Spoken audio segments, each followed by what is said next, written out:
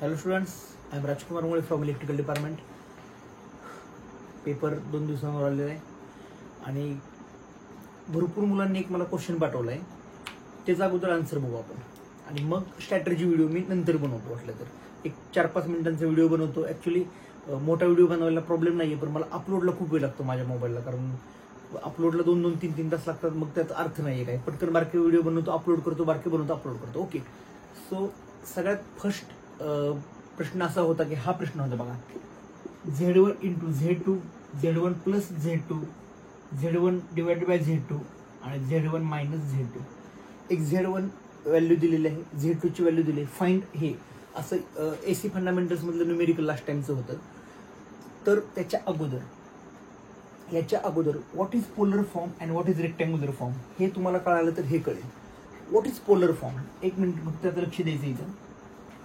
X plus IY किंवा JY म्हणून हा एक फॉर्म झाला आणि R थिटा हा एक फॉर्म झाला. याच्यामधला पोलर कुठला आणि रेक्टँग्युलर कुठला? Polar form and rectangular form. सोप्या भाषेत मी सांगायचो, पोलर फॉर्म म्हणजे काय? पोलर मुंबई इंडियन्स मध्ये एक खेळाडू होता पोलार्ड नावाचा. पोलार्ड किती उंचावरून कॅच घ्यायचा, कसाही खेळायचा, अँगल मध्ये शॉट मारतो. पोलार्ड नावाचा एक फलंदाज आहे मुंबई इंडियन्स टीम मध्ये.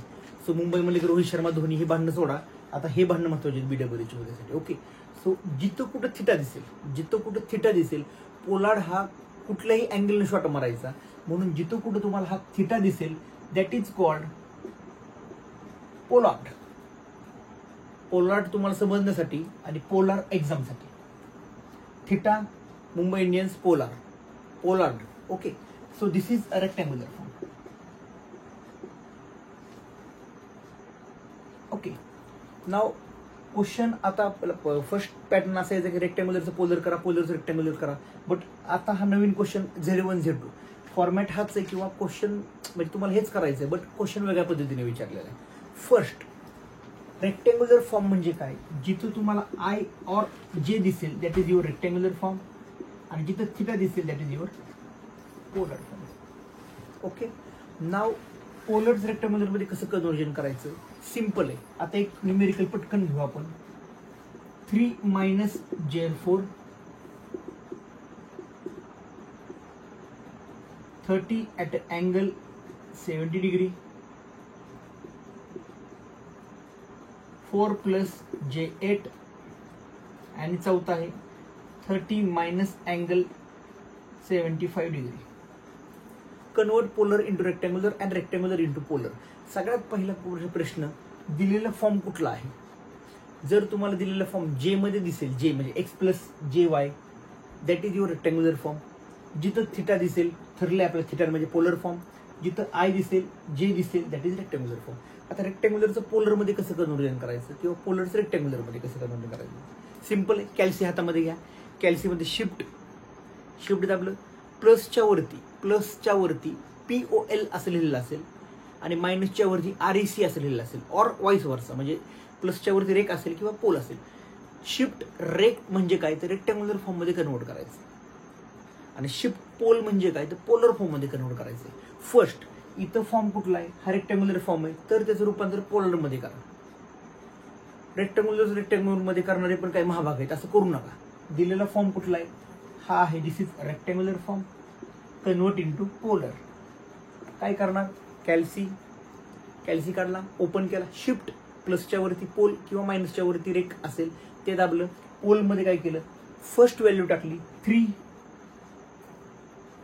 कॉमा, म्हणजे फर्स्ट व्हॅल्यू टाकली 3 कॉमा. सेकंड व्हॅल्यू काय टाकणार? 4 टाकणार का? नाही, because this is minus sign. So second value is -3. पहिली व्हॅल्यू 3 टाकली, कॉमा, सेकंड व्हॅल्यू -4 टाकली, bracket complete, is equal to म्हणलं तर तुम्हाला उत्तर येईल. काय उत्तर येईल? R आणि थिटा. R म्हणजेच काय? तर याचं मॅग्निट्यूड असते आणि थिटा म्हणजे काय? तर हा अँगल असतो. आणि that is call your polar to rectangular form and rectangular to polar. समजा हा गणित आहे. या गणिताचं कसं कराल? कॅल्सी रेक पहिली व्हॅल्यू 30 कॉमा दुसरी व्हॅल्यू 70 इज इक्वल टू उत्तर.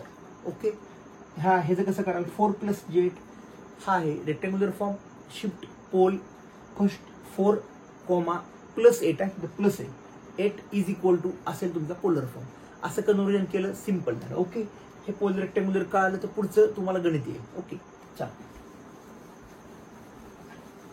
आता ऍक्च्युली कॅल्सी माझ्याकडे नाहीये, कॉलेजमध्ये कॅल्शियम आज असो, काय हरकत नाही, समजून घ्या तुम्ही.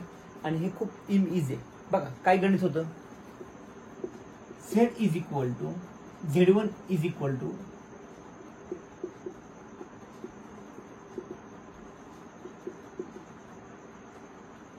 असं काहीतरी होतं, एक्झॅक्ट मला आठवत नाही, मोबाईल लावलाय मी. First is what is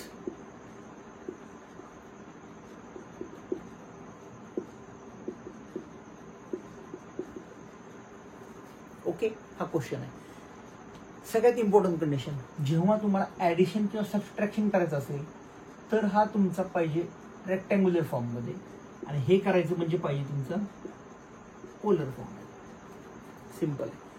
multiply divide करायचं असेल तर पोलर पाहिजे, आणि ऍडिशन सबट्रॅक्शन करायचं तर रेक्टँग्युलर पाहिजे. आता हे तर सिम्पल आहे. Z1 प्लस Z2 कसं काढणार हे बघा. Z1 प्लस Z2 हे 3 प्लस 4 किती आहे याचं उत्तर सांगतो आम्ही. 3 प्लस 4 7 प्लस मायनस मोठं मायनस जे काय येईल बघायचं उत्तर. -8 प्लस 4 किंवा प्लस 4 -8 इज -4. हे झालं तुमचं पहिलं उत्तर. What is Z1 minus Z2? 3 minus 4 -1. आणि इथून काय होईल बघा, +4 -8 मायनस मायनस गेट प्लस. कळते का? Z1 काय हा असेल -4 -j8 minus minus gate plus. So this is -1 plus j12. Okay, this is all about rectangular part. हे संपले, हे इझी आहे सर, हे कळालं मला. बट आता हे कसं काढणार? सिम्पल आहे. याच्यासाठी पोलर फॉर्म पाहिजे. याचं रूपांतर करा पोलर मध्ये, याचं रूपांतर करा पोलर मध्ये. आता कॅल्सी नसल्यामुळे मी एक अंदाजे घेतो तुम्हाला. याचं पोलर येईल समजा 30 ॲट अ अँगल 40, आणि याचं येईल समजा 40 ॲट अ अँगल -20. हे कन्व्हर्ट करायला कॅल्सी नाहीये, मी मनाने घेतलेले. ओके, न्यूमेरिकल सॉल्व्ह कसं करायचं बघा. आता Z1 इंटू Z2 म्हणजे काय?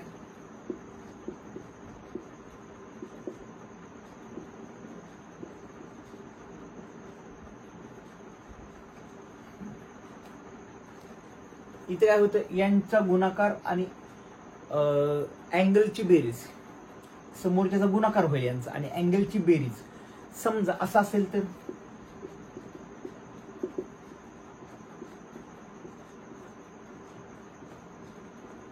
यांचं काय होईल सर, यांचं डिवाइड होईल आणि यांचं सबट्रॅक्शन होईल. कशाचं? याचं सबट्रॅक्शन, आणि इथं अँगलची ऍडिशन, अँगल सबट्रॅक्शन. न्यूमेरिकल संपलं. आणि हेच जे न्यूमेरिकल आहे, भरपूर जण मला विचारतात काय येते, हे न्यूमेरिकल आहे. कन्क्लुजन सांगतो. पोलर फॉर्म म्हणजे अँगल, रेक्टँग्युलर फॉर्म मध्ये जी.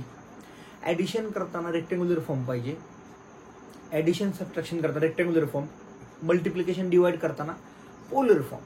मग काय केलं आपण, Z1 Z2 दिलं होतं, प्लस Z1 प्लस Z2 काढला, Z1 मायनस Z2 काढला. देन Z1 इंटू Z2 काढण्यासाठी मला पोलर पाहिजे. दोघांचं पोलर मध्ये कन्वर्ट केलं. कसं केलं? कॅल्सी मध्ये शिफ्ट पोल. मग ह्याची व्हॅल्यू पहिलं 3 4 टाकली, 3,4 उत्तर आलं. देन याची व्हॅल्यू टाकली 4, -8 मायनस साइन आहे, उत्तर काढलं. ह्यांचे दोघांचे हे समजा बाय डिफॉल्ट आता मी लिहिलेलं आहे. त्यानंतर मल्टिप्लिकेशन करताना या दोघांची मल्टिप्लिकेशन होईल, अँगलची बेरीज होईल. डिवाइड करताना दोघांचं डिवाइड होईल, अँगलची मायनस होईल, सबट्रॅक्शन होईल. Okay, this is all about this numerical. So polar rectangular कळणार असेल. एक विद्यार्थी कोणतरी आज त्यांनी कालपासून व्हिडिओ बघतोय, त्यांनी मला रेकमेंड केलं होतं हे व्हिडिओ टाका. सो हा व्हिडिओ संपवतो आणि पुढचा व्हिडिओ लगेच हा व्हिडिओ अपलोड टाकून पुढचा व्हिडिओ पण मी तयार करतो. Okay, so all the very best. आणि हे न्यूमेरिकल मध्ये काय अडचण असेल तर विचारा. आय थिंक नसावी याच्यात अडचण. ओके, याच्यानंतर आपण स्ट्रॅटेजीचा व्हिडिओ लगेच टाकू.